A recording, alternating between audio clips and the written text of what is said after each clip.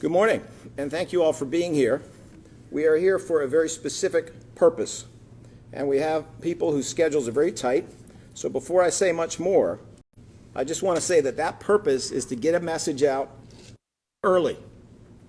That any who are pondering interfering in any way with a free, fair, and final election.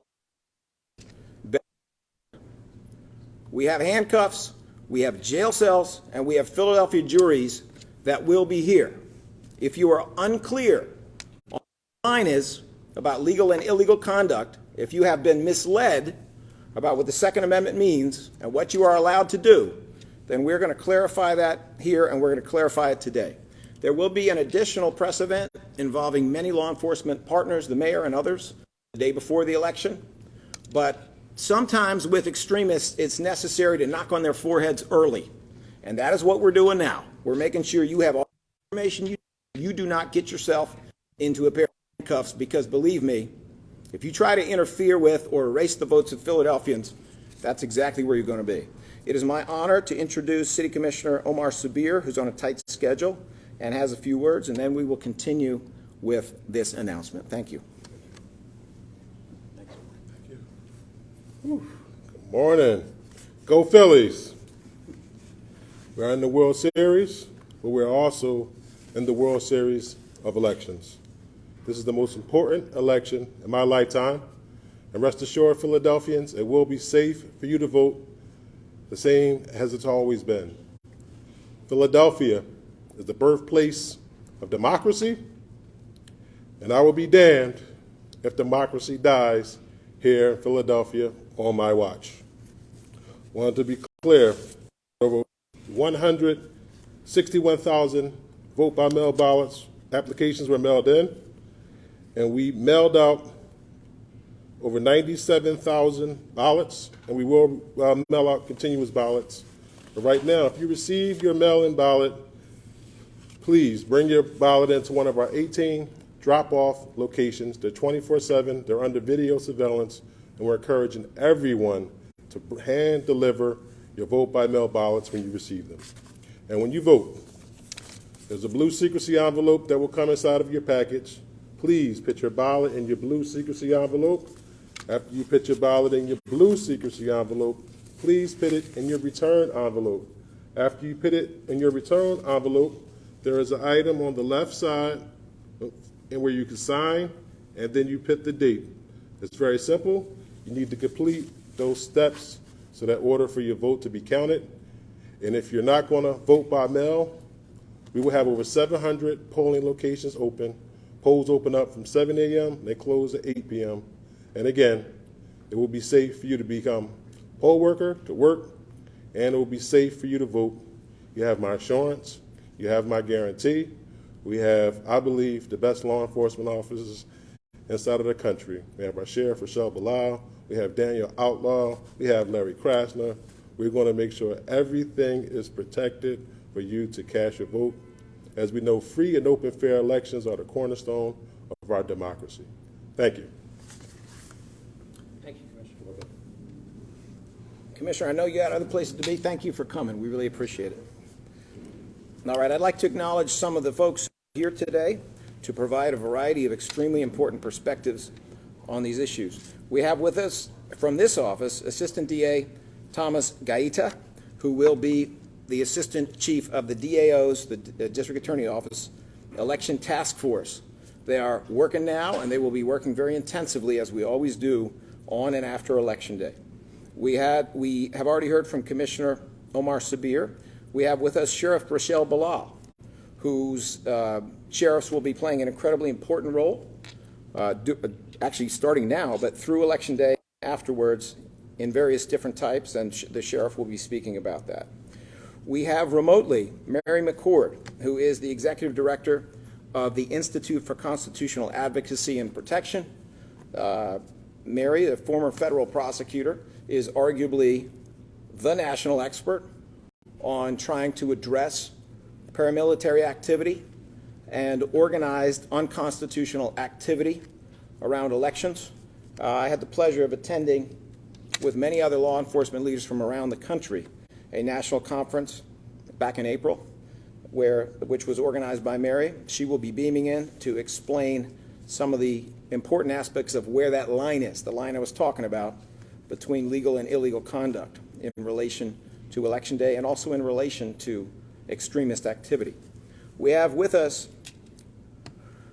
Mohan Sheshadri, who's the Executive Director of the Asian Pacific Islander Political Alliance, and we have Megan Jerena, I'm going to spell these for you, BSW, who is the Director of Make the Road Pennsylvania.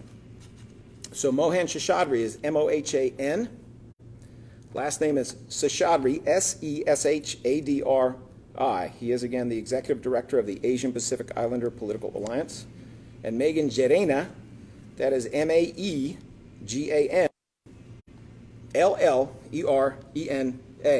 She is the Director of Make the Road Pennsylvania. All right. Without further ado, let me make sure that we have available Mary McCord.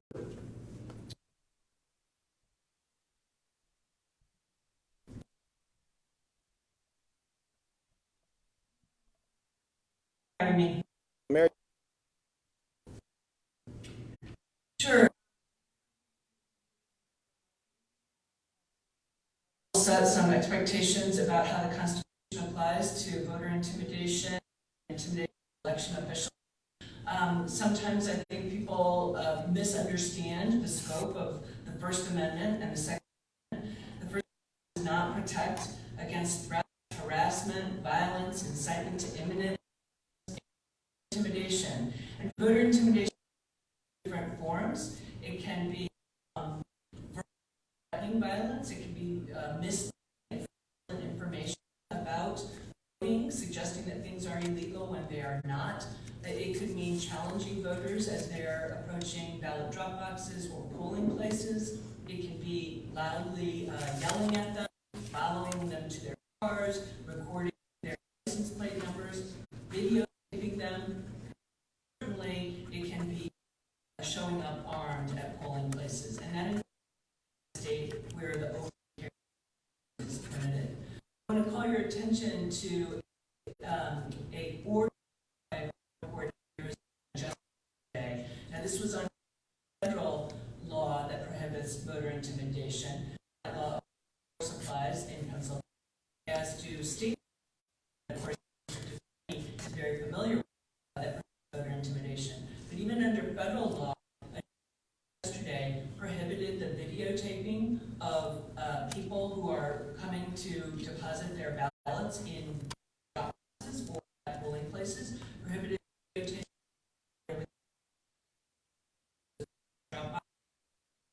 anyone from being within 250 feet of a ballot drop box or a polling place.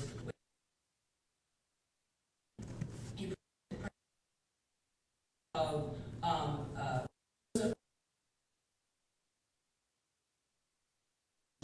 about voters.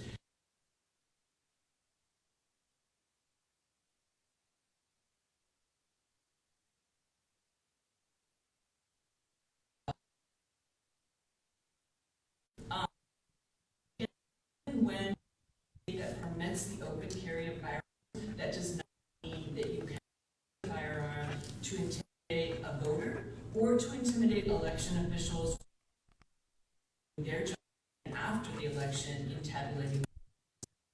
That means organized. Sometimes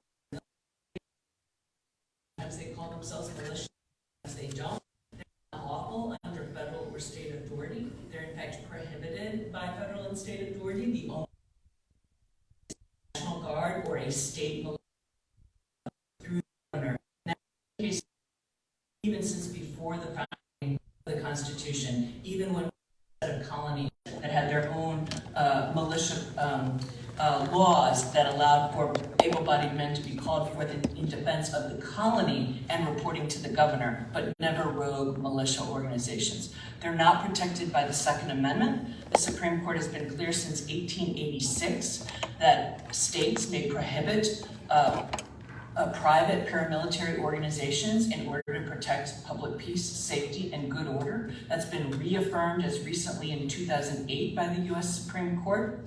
Even in the case that held that people have an individual right to bear arms for self-defense, the court was explicit in 2008 that does not protect private paramilitary organizations. And there's nothing about the Supreme Court's most recent case this year that undermines those well-established historical principles.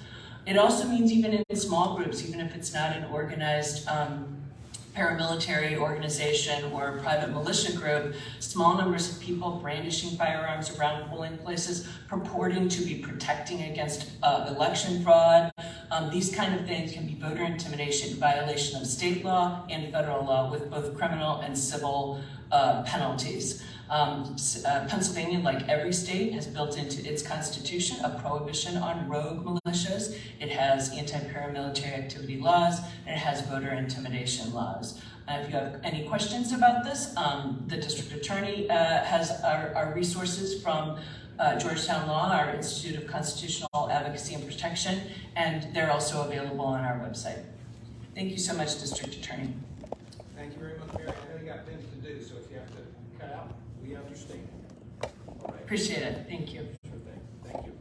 All right, it is my pleasure at this time to call forward a couple of people who, in my view, represent the very active grassroots voice of a community that demands safety in voting, demands that their vote be counted, and demands that it not be erased. It is my pleasure to call forward in this order. First, Megan Jerena, and next, Mohan Seshadri. Thank you, DA Krasner, for having us together. Thank you to all the organizers who are making sure that our people can vote and vote safely, not just this year, but always. As DA Krasner said, I'm Megan Jerena. I'm the Executive Director of Make the Road Pennsylvania, Pennsylvania's largest Latino organizing group, representing more than 10,000 members across the state of Pennsylvania. Voting should be a joyful and safe event. But we know that's not always the reality, especially for people of color, for Black folks, for poor folks, and for people who do not speak English. There are many barriers between people and the polls, and we are very proud to be knocking on thousands of doors in our outreach program to make sure that people who are often left behind or thought of last are part of our GOTV efforts. Those are young voters, people of color, Latinos, and Spanish speakers. This year, we've registered over 7,000 people to vote. Every single one of those people should be able to cast their ballot. We're making sure that our neighbors and friends and families know that their voices and their votes matter. Voting isn't as easy as it should be, and this is why we're here today, to make sure that folks feel safe as they go to cast their ballots. This year, Berks County has brought danger, intimidation, and harassment to the polls by putting guns near voters, stationing armed law enforcement at drop boxes to question voters returning their ballots. As the lawyers in the room today can confirm, intimidation and harassment of voters is illegal.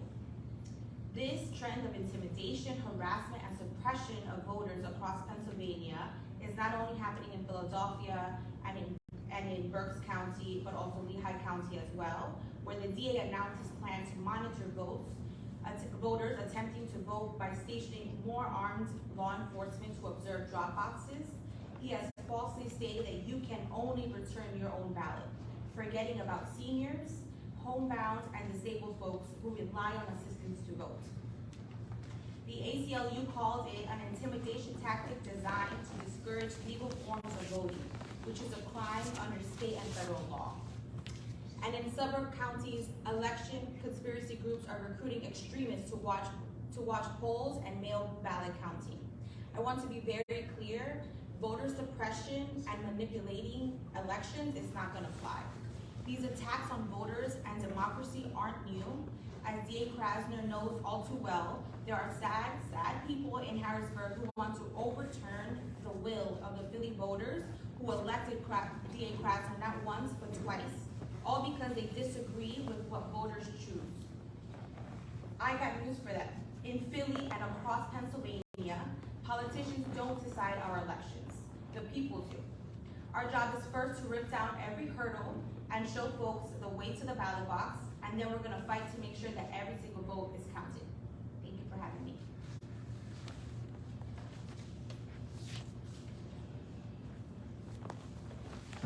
Thank you, DA Krasner, for having me, and thank you to everyone for being here as well. My name is Mohan Seshadri, and I'm the Executive Director of APIPA, the Asian Pacific Islander Political Alliance, Pennsylvania's statewide Asian American civil rights advocacy organization. I'm also here representing the APIPA Power Caucus, Pennsylvania's first and only statewide coalition of Asian American community organizations. Together, in 2020, our organization signed up 50% of our community members to vote by mail by working in 15 different languages all across the Commonwealth, and doubled Asian American voter turnout, the highest turnout of Asian American voters Pennsylvania has ever seen. Because of 2020, Asian Americans have a lot of power in Pennsylvania. Our vote has power all across the Commonwealth in down ballot districts and in statewide elections. And democracy is crucial to our communities. More than anything, our voters are motivated by a strong sense of civic duty and civic responsibility. We vote because it's a way of sustaining and renewing and caring for our community. It also means that there are people outside our communities who see that increased voting power and are scared. They try to attack us with scare tactics. They try to gatekeep information from us by working to ensure that election material is only available in English. And they try to sow misinformation and disinformation to confuse us. Like other communities of color and immigrant and refugee communities, Asian American voters have fought through many, many barriers, including and especially language access barriers, to exercise the right to vote. It's not exactly easy to figure out where you vote, how to request a mail-in ballot, or which offices are on the ballot if you don't have the materials in your language, especially in Pennsylvania, where 78% of Asian Americans speak a language other than English at home. We are incredibly heartened by all of the amazing work happening in Philadelphia over the last couple of years to expand language access in voting. We're incredibly proud that thanks to our member organizations' work in the 2020 census, Chinese is on the ballot in Philly for the first time. And we're especially pleased with the work of Commissioner Severe and our other champions all across the city of Philadelphia to ensure that now and moving forward, other languages will be on the ballot and in government programs as well. Language access is crucial to our work, which is why we work in 15 different languages. It is also necessary because, as I said, so many of our voters, especially our elders, are vulnerable to misinformation and disinformation. We know, because we're seeing it all across the country and we're about to see it here in Pennsylvania, that our voters are about to get hit with deceptive and misinforming ads and political mail, weaponizing narratives in our community, especially around the tragic instances of anti-Asian violence over the last 2 years, for political gain. So we're here to tell our Asian American communities all across the state, especially here in Philadelphia, don't fall for it. Don't fall for misinformation and disinformation. Check your sources. Find out who is sending this mail and who is running these ads. And if you ever need any information about the election, you can reach out to APIPA at apipennsylvania.org. If you ever need any voter education information, especially in the language you speak at home, you can call 1-866-API-VOTE. That's 1-866-API-VOTE in order to connect with language accessible, culturally competent voter education information from Asian organizations that have been working in our community for day one, rather than getting election information from out-of-state millionaires and billionaires that are trying to swamp our elections with dark money in order to suppress our vote and ensure our people stay home.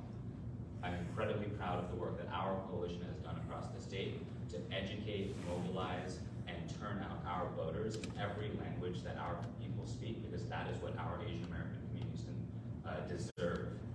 And we are calling on the state legislature to act to expand language access across the board. And lastly, voting this year is safe and secure. Voting by mail, voting by drop box will be safe and secure. If you're an Asian American voter across Pennsylvania, especially in Philly, your vote will be counted. So on or by November 8th, please make sure you turn out to vote. Thank you again to DA Krasner, and thank you all for being here. Thank you both for those very informative, wonderful comments.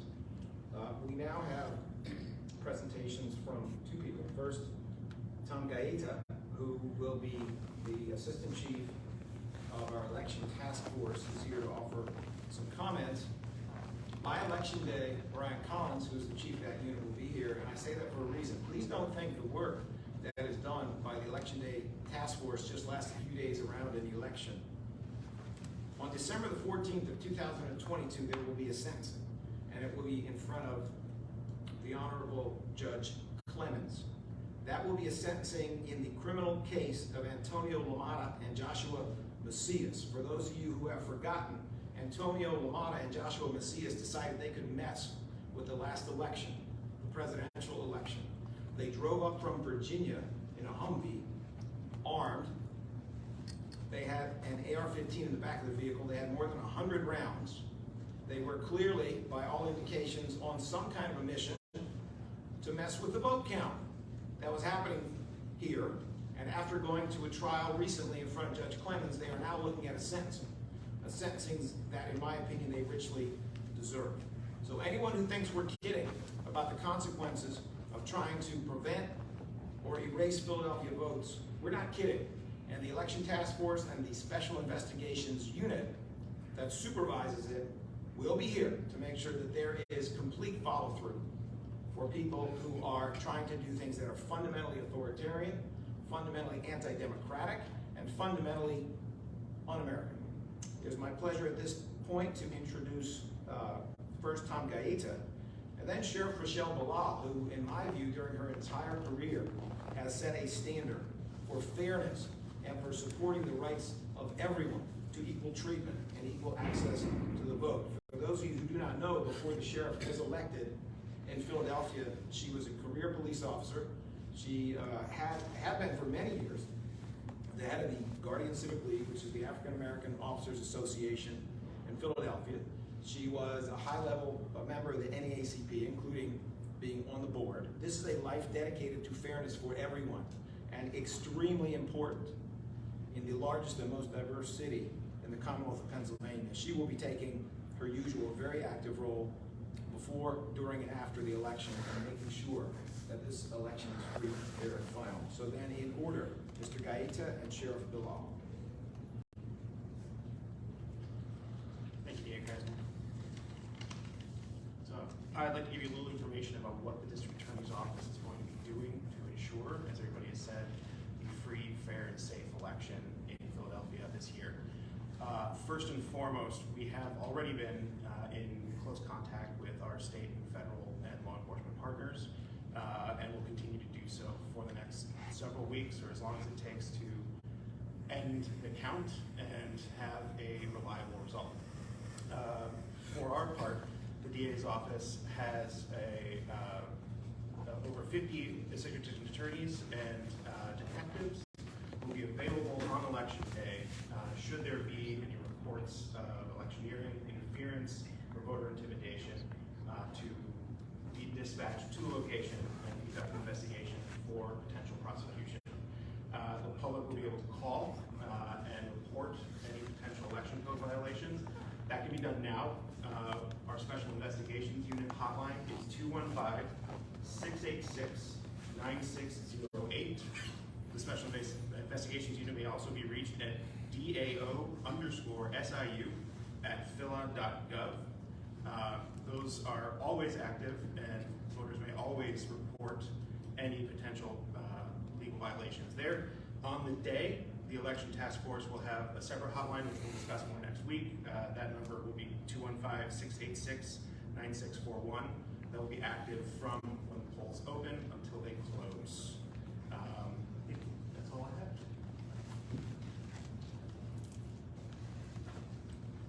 Good morning. Thank you, DA Krasner, for inviting me.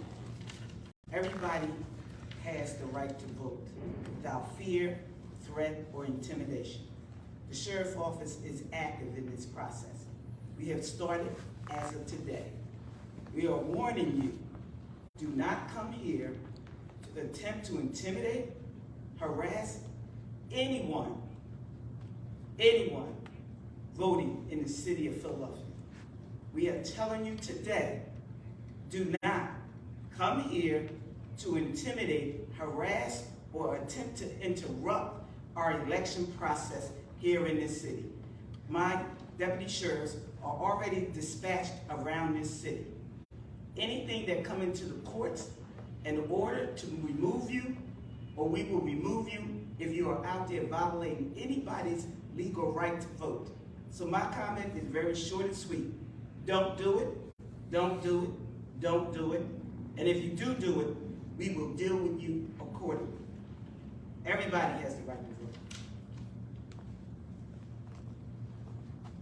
Thank you, ADA Gaeta and Sheriff Bilal. Direct, powerful as always. I just have a couple more comments before we conclude. It would be nice to live in a world where we didn't have to do this so many days before Election Day. The way this has been done historically is the day before the Election Day. We get together with our excellent U.S. Attorney, Jacqueline Romero. We get together with our excellent Chief of the FBI, who is Jacqueline McGuire, SAC Jacqueline McGuire. Get together with our police commissioner, who does an excellent job, always, especially on Election Day, and that is Daniel Outlaw. We get together with the mayor, we get together with the city commissioners, and as a united front, we make it clear that we are out there and that everybody needs to behave. The problem we have and the reason we're here today is some people don't get it anymore. We are dealing with an alarming national phenomenon of extremism. January 6th happened, and we cannot ignore it. And we have a lesson about this, and that lesson is this. We need to knock on the foreheads of the Oath Keepers. We need to knock on the foreheads of the Proud Boys and the 3%ers and white supremacists and other extremists, regardless of their political affiliation, because there's a hollow sound when we knock on your foreheads. You're not getting it. Your authoritarian, un-American, anti-democratic conduct on Election Day, if it is illegal, will put you in jail. And if it is illegal civilly, then look out. Because what was done in Charlottesville, with the madness that occurred down there and the homicide that occurred down there, was dismantled by Mary McCord in civil court. She dismantled all the right-wing fascist organizations, and she dismantled a left-wing extremist organization who participated in that horrifying, violent riot. We are not having it in Philly. Our national friends are not having it in Philly. Yes, this is a crucial state. It's a state that everybody is watching in this superheated election cycle. We all know that. And this is the largest and most diverse city in the Commonwealth of Pennsylvania. It is an enormous vote generator. So there will be extremists, conspiracy theorists, and other wackos, frankly, who are tempted to do things here. You do things here, I guarantee you, there will be lawful, appropriate, and just consequences. But understand, when you try to end democracy in the United States, you deserve what you get from the criminal justice system.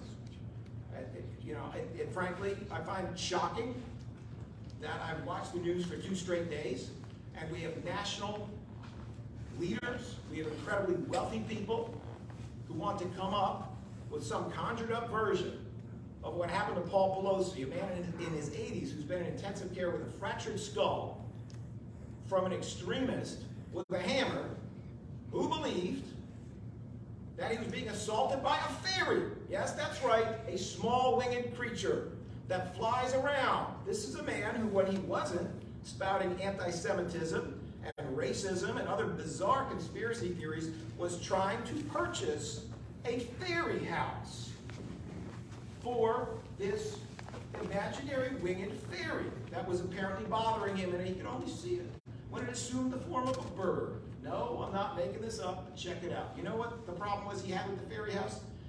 They didn't have real doors and windows. And I'm listening to what? I'm listening to the former president of the United States say bizarre stuff. Well, here's the truth. The biggest tool in the toolkit of authoritarian people, of people trying to overthrow democracy, the biggest tool has always been lies. That's where it all starts. Falsehoods, lies, repeated over and over and over.